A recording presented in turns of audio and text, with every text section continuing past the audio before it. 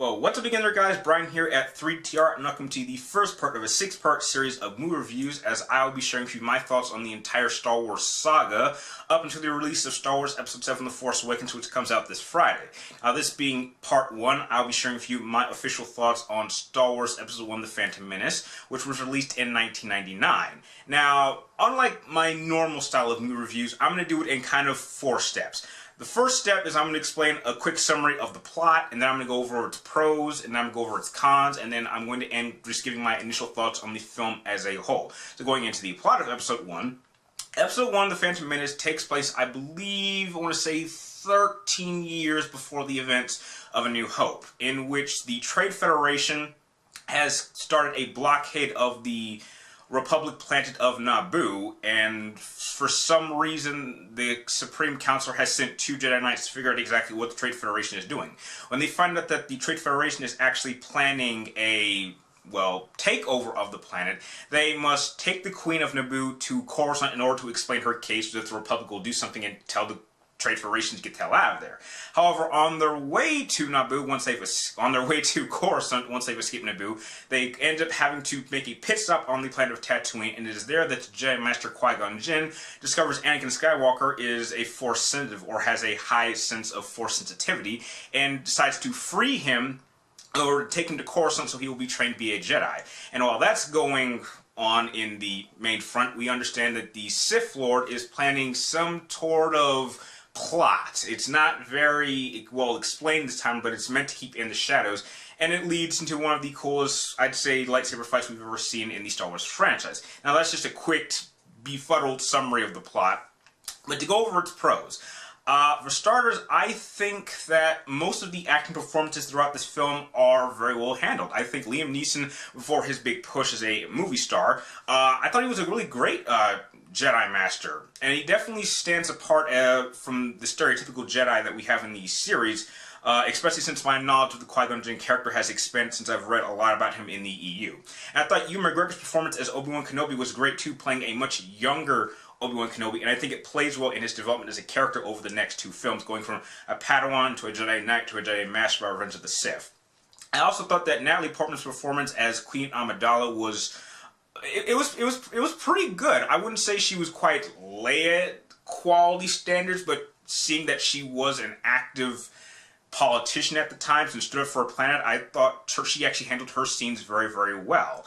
And I absolutely liked Ian McDiarmid's performance as Senator Palpatine, and I was happy that they actually got the original guy who played the Emperor and Return of the Jedi back, and he was actually kind of the appropriate age that Palpatine should be, so I thought that was a plus. Another thing I really like about this movie is the pod racing scene. I absolutely love the pod racing. It's something we've never seen in a Star Wars film, and I am somewhat of a fan of racing. Maybe not so much NASCAR, which I guess this really isn't like NASCAR, despite the fact that you watch NASCAR to watch the crashes, but it felt very reminiscent of old school style chariot races, and so I really enjoyed that scene. I also really enjoyed the use of CGI. Now, some people have complained that these movies use too much CGI and there's not too much practical effects, but I'm willing to admit that although I too prefer practical effects, I acknowledge that they have limitations to what you can do. And this is really the first time we'd actually had a large use of CGI to create entire worlds, and so you got to see a multiple variety of planets throughout the prequel movies. Another thing that I also thought was awesome is some of the battle scenes. I like how we actually got to see properly trained Jedi. We didn't see an old man in A New Hope, or a boy who really didn't understand how to use a lightsaber or use the Force in Empire Strikes Back, or see a crippled robotic man use a lightsaber in Darth Vader. We actually got to see a proper Jedi in action, and it was cool. And the final battle scene between Qui-Gon Jinn, Obi-Wan Kenobi, and Darth Maul still stands, in my opinion, as being one of the greatest final fight scenes we've ever had in a movie, and it still holds up till today. Now, going into some of the problems of this film, because there are plenty. Number 1, Jar Jar Binks is probably one of the worst characters we've ever had in not just Star Wars but cinema history. However, I will openly admit that I don't hate him as much as the Ewoks. I really hate the Ewoks, and I will get into them when we get into my Return of the Jedi review.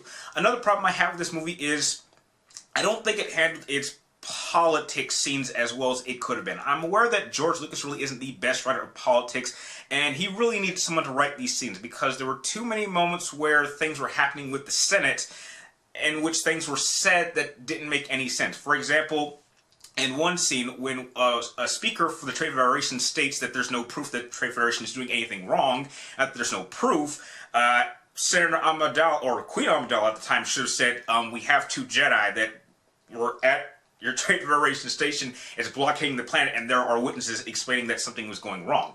And I also didn't really like how the Jedi Council was kind of arrogant. I mean, Qui-Gon Jinn goes to the Council, tells them that there's possibly a Sith around, and for some reason, none of the other Jedi decide to go with them back to Naboo to clarify this. They just let Qui-Gon and Obi-Wan go at it instead of, I don't know, bringing 4 or 5 Jedi.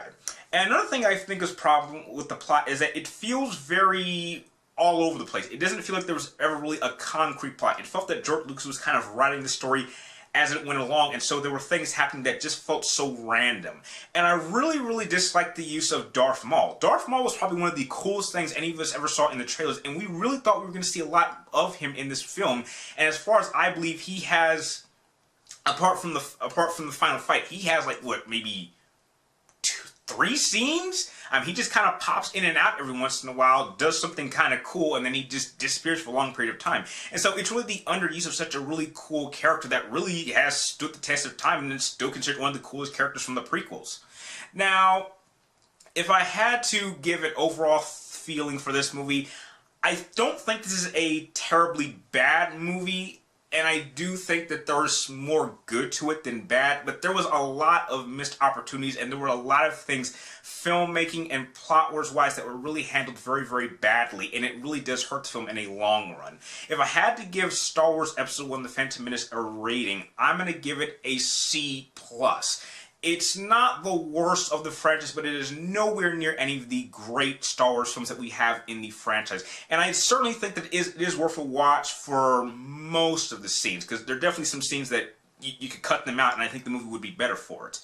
And with that, that is the end of part 1 of my Star Wars Saga review series. If you like this movie review, feel free to like, comment down below, and please subscribe to check me in my future episodes of my Star Wars movie review series. And please, share your thoughts with me on episode 1 in the comments down below. And like always, thank you guys for watching, you're awesome, and may the Force be with you.